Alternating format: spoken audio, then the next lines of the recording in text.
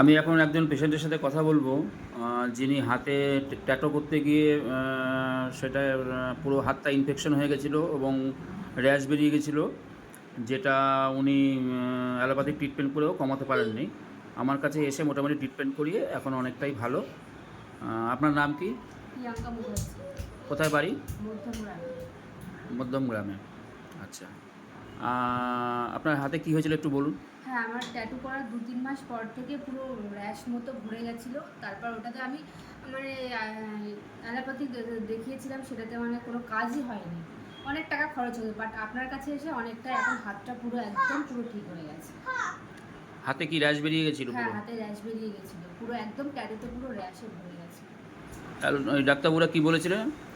বলেছিল ওটা সারতে 2 থেকে 3 বছর টাইম লাগবে।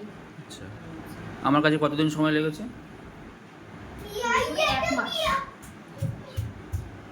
ঠিক আছে, এখন মোটামুটি ভালো আছে, হ্যাঁ, তাই তো? হ্যাঁ, হ্যাঁ। ঠিক আছে।